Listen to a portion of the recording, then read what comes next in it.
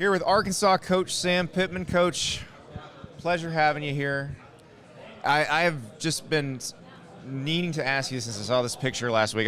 I want to ask you, what do you think that guy does? Oh, he's a baller. I don't know exactly what he does.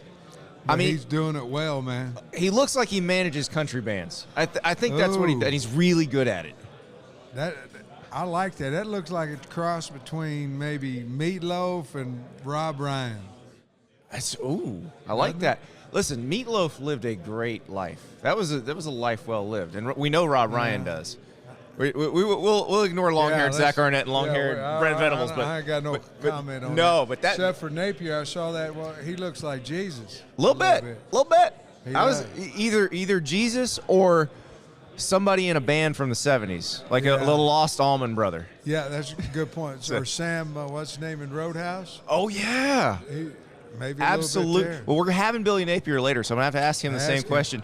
What he thinks. I don't think he's going to pull a John Lennon and say he's looking like Jesus or bigger than Jesus, but, you know. So what has this been like, this trip around SEC Media Days? You got new coordinators, same quarterback.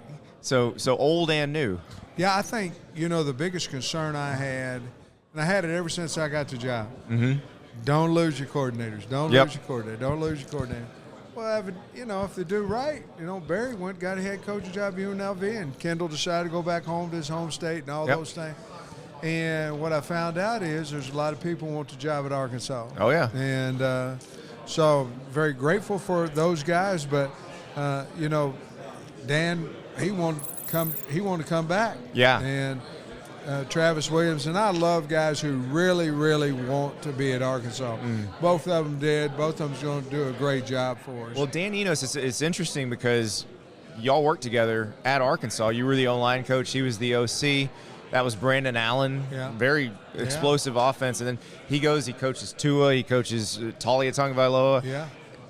Different quarterback in KJ. So what about him fits this offense? Well, I think the first question that Dan asked me when I talked to him about the job was, what do you want? I know what you got. What do you want? Do you want him running the ball? And I said, no. I want him healthy, and I want him throwing the football. Now, he's going to run the ball because he's going to decide that when he wants to. Yeah. But so I said, no. And so I was really interested in how he could develop KJ. And I just think that between what he did at Alabama, what he did with Brandon Allen, like you say, I think we hit the jackpot. And then T-Will, big energy, great recruiter. T-Will's bad to the bone, man. I love him.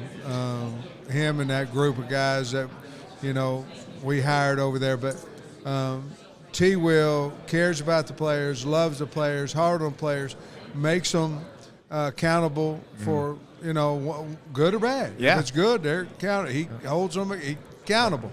Lets them know it. Bad, he holds them accountable. And he's the same guy every day, a lot of enthusiasm, great recruiter, great coach.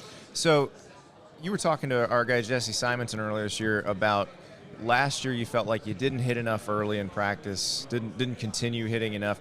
This is something that I feel like is coming up more and more with coaches, where it's a philosophical divide where you have coaches Kirby, Nick, who say hit all season, Mario Cristobal, hit all season, be conditioned to it, and other people say, well, you don't want to get hurt. Yeah. How do you fall on that now after trying it that way? Well, I went from 9-4 to 7-6, and so last year we had no scrimmages in the spring. We had 2.5 this year. We had 2 in a series. Right. We're going to scrimmage in the fall. And, mine is not as much about tackling this, not scrimmaging, all this, because you can have the physical play. Right. Mine is you don't really know what you have until you get to the game if you don't tackle. Right. Your second-team guys are awful hard to beat out a first-team guy if you can't tackle or get tackled. Right. I just didn't think it was fair to the team, so I went back to tackle football. Is that, you mentioned the record. You had some very close games. Yeah. It was a pretty thin margin between that 9-4 and that 7-6. Right. Do you feel like that can get you on the right side of that again? I do, you know, because it's all about toughness, physicality, loyal, all those, and you have to make things hard to see really what you have. Yeah. And practice is a great time to do that. So what you got? What, 2 days of vacation left? When do you have to go back to work? Monday. So I saw the pictures from Hot Springs. Yeah. Now have you been hired by the state of Arkansas Tourism Board yet? No, but I tell you, if I had $1 for everybody to stop by there, I may retire. The pig statue still doing okay at your place? Oh, it's doing great, man. It's got slobbering. Okay. The water's coming out of the big one's mouth, and they're calling the hogs all the time over there. So the more it slobbers, the better it is, right? Amen. All right. Sam Pittman, thank you so Good much. to see you, buddy. Appreciate Thank you it. much.